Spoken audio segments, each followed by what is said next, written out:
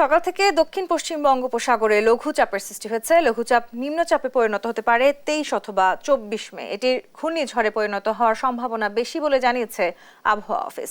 দুপুরে রাজধানীর আগারগাঁয়ে আবহাওয়া অধিদপ্তরের দেশ টিভিকে এমন তথ্য দেন আবহাওয়াবিদ আব্দুর রহমান খান। বলেন, সমুদ্র বন্দরে এখনও সতর্কতা জারি করা হয়নি, তবে কালবৈশাখীর কারণে নদীবন্দরগুলোয় 1 নম্বর সতর্ক সংকেত জারি আছে।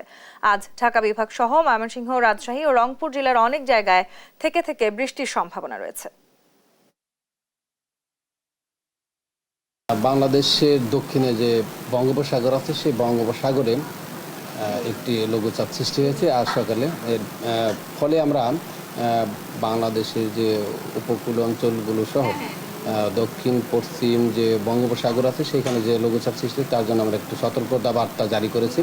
এই সতর্কতা বার্তায় আমরা বলেছি যে লঘুচাপটি আরও ঘনীভূত হতে পারে এবং তা উত্তর পূর্ব দিকে কিছুটা সরে আসতে পারে এবং আগামী 24 থেকে 48 ঘন্টার ভিতরে সেই মধ্যে সেই লঘুচাপটি আরও ঘনীভূত হয়ে শক্তিশালী হয়ে সে নিম্নচাপের রূপ নেওয়ার সম্ভাবনা আছে।